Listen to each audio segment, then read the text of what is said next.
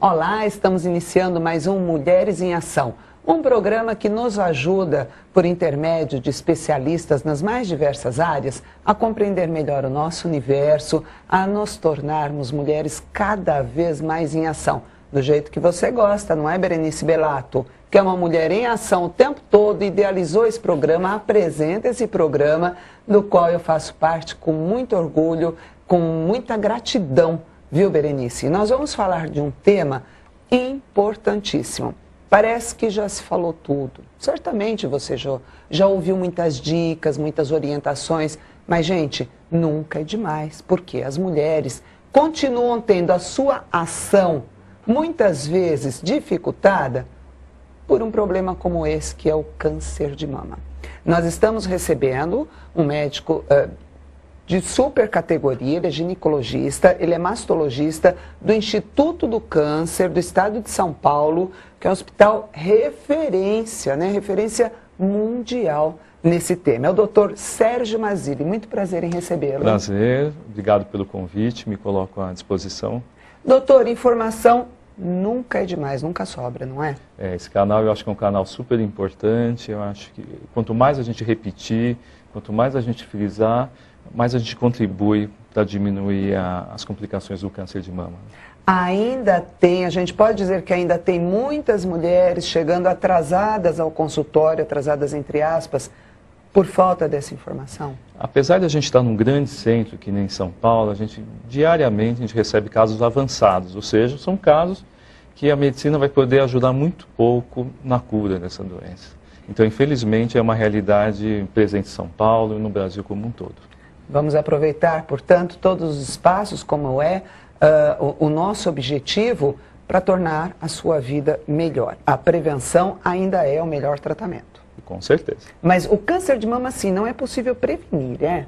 Então, em alguns casos você consegue prevenir o câncer de mama. Isso é o melhor de tudo, hein? Ou seja, a paciente começa a fazer, atualmente a gente estimula a paciente a partir dos 40 anos, fazer o exame mamográfico. Existe um grupo de pacientes que começa a detectar uma alteração nesses exames, e nesse grupo, se a gente começar a acompanhar de um modo mais próximo, a gente pode prevenir que o câncer apareça.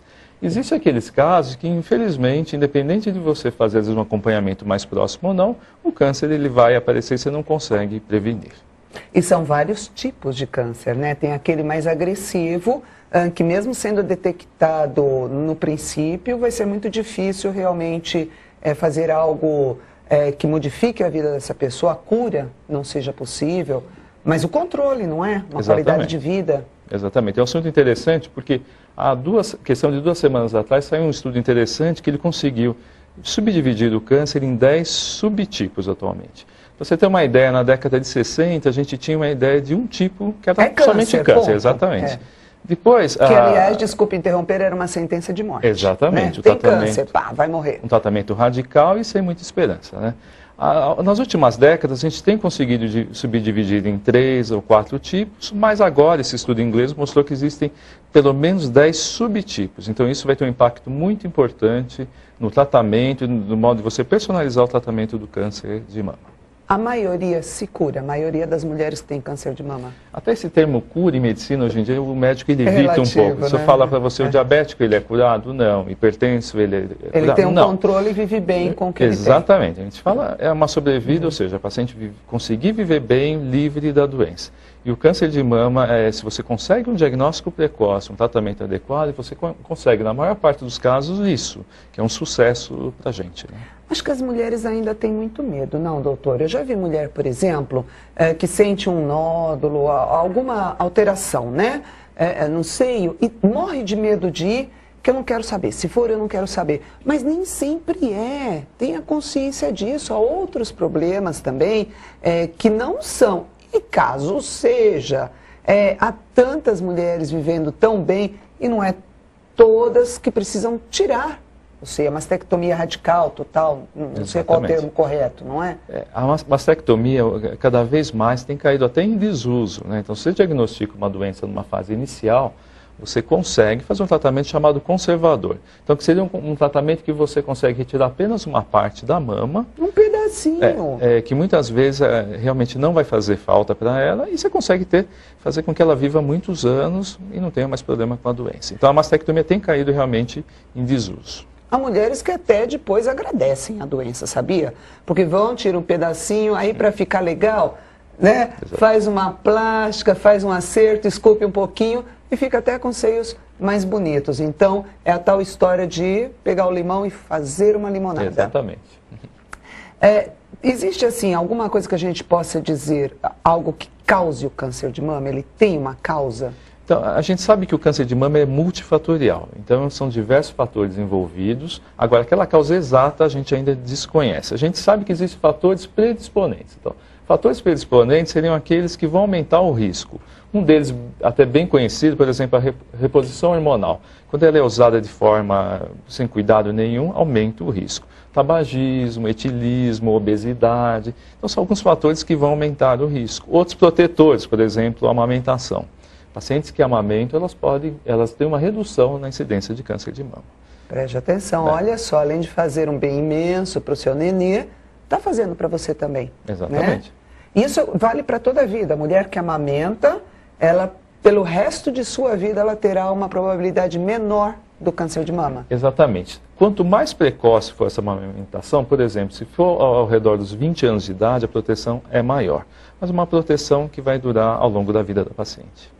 Doutor, muito se estimula as mulheres a fazer o tal exame do toque, tentar, né, detectar alguma normalidade em si mesmas. Esse autoexame, ele é suficiente? Então, eu preconizo muito o autoexame da mama para as pacientes que são jovens, ou seja, aquelas abaixo de 40 anos, que elas não passam ainda em rotina com o ginecologista.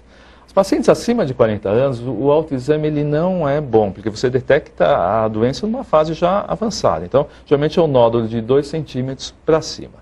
Então, o mais interessante é você fazer naquelas mulheres com menos de 40 anos o autoexame. Eu acho que funciona muito para jovens com um modo de conhecer seu corpo, com uma educação de saúde. Então, ela começa a se habituar como é a mama dela, qual é a sensibilidade da mama dela, e quando ela ficar mais velha, ela vai conseguir detectar de uma forma mais precoce. O mais importante é frisar, após os 40, procure seu médico e faça o exame mamográfico, que ele é muito mais sensível. Por que tanta resistência? É doloroso? Ele é um exame que incomoda. Apesar de vocês ouvirem termos hoje em dia de mamografia digital, por exemplo. Não incomoda mesmo? É o novo método, exatamente. Para a paciente é o mesmo tipo de incômodo. O que acontece é que a mamografia digital, às vezes, em alguns casos, você vai ter uma visão um pouco melhor da mama. Mas em termos de incômodo é igual. Às vezes é o medo da doença, principalmente. Às vezes é o incômodo, realmente, do exame. E às vezes a pessoa se acomoda um pouco e acaba não fazendo. Que varia muito de mulher para mulher, também em todos os sentidos, né? Tem gente que por uma dor de dente quase morre, tem gente que vai trabalhar e enfrenta bem, enfim, é o de cada um. Agora, o câncer de mama difere de outros cânceres em outras partes do corpo, em alguma coisa, em termos de tratamento, de prevenção? Infelizmente, o câncer ele é muito heterogêneo, ou seja, ele varia muito de região para região. Uma coisa que eu posso falar é dentro da oncologia, ou seja, a ciência que estuda o câncer, é um dos tipos de câncer mais estudados atualmente. Então, muitas novidades estão acontecendo. Tratamentos modernos, novas propostas de cirurgia. Então a evolução tem sido muito rápida nessa área do câncer de mama. Isso que diferencia ele até de outros tipos de tumor. Porque ele tem uma prevalência, ou seja, ele tem muitos casos na população mundial, então justifica isso. Doutor, voltando um pouco à questão do exame, da mamografia. Acredito que a questão financeira, né, a questão econômica também atrapalhem, porque embora estejamos na maior cidade da América do Sul, mais desenvolvida, tudo, nós ainda temos muitas dificuldades, uma fila de espera muito grande, e as mulheres muitas vezes acabam desanimando. Outras nem sabem por onde começar. Por exemplo, eu quero fazer um exame, não tenho dinheiro, preciso da rede pública. O que eu faço? Onde eu vou? Eu vou pedir para você responder já já, porque nós vamos dar uma saidinha para o intervalo e já voltamos. Você que é homem, que está acompanhando, fique ligado, porque você pode auxiliar com essas informações e muito uma mulher da qual você goste bastante, ou a si mesmo, porque homem também tem câncer de mama. Mulheres em Ação já volta.